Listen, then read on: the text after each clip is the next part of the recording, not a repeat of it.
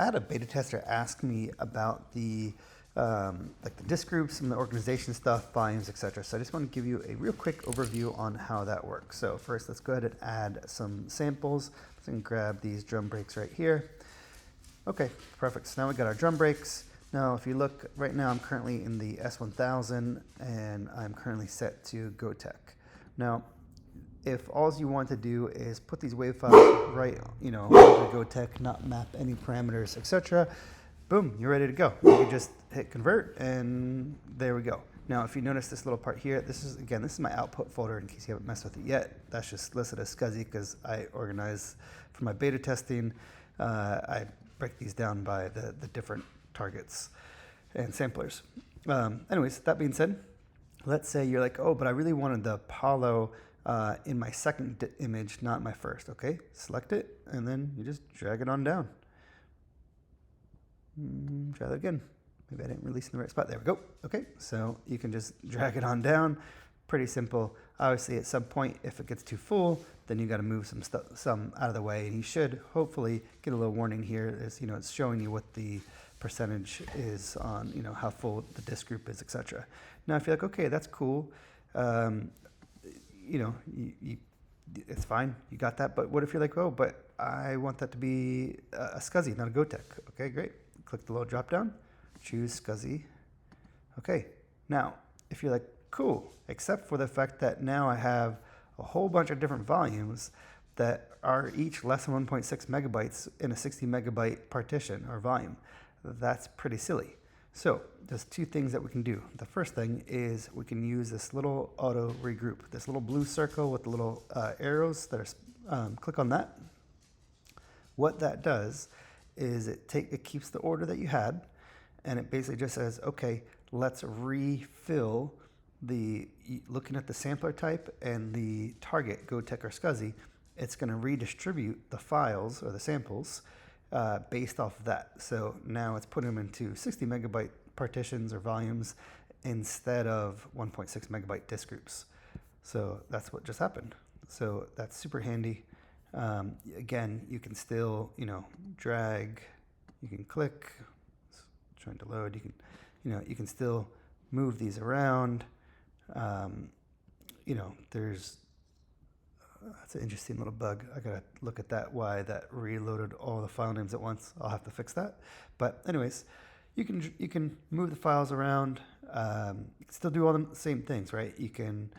There's some things you can also like right click, and you can sort these by natural alphabetical order.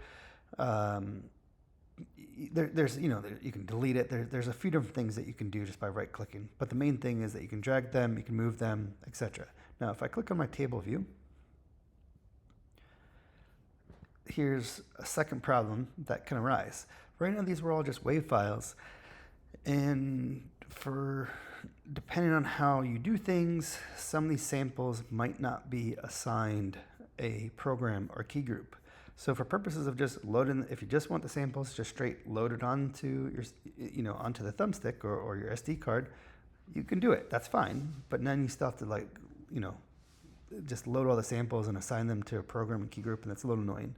So we have our second button, which if you go up here with this little green musical note with the 3 lines, if you click on that, this is our auto create program and key group.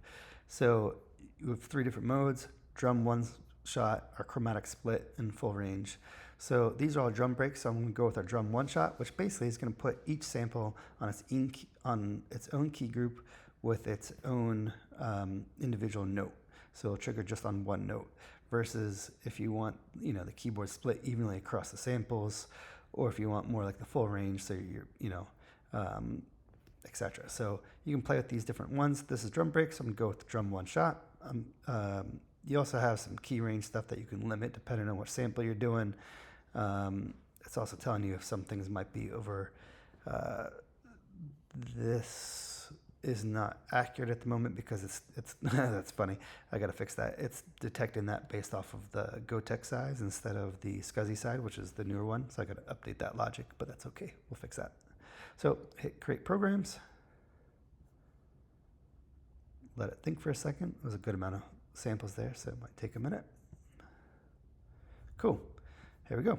So you can see F3 to F3, F3 sharp, F3 sharp. So this is where each sample is going to get its own key group with its own key range there.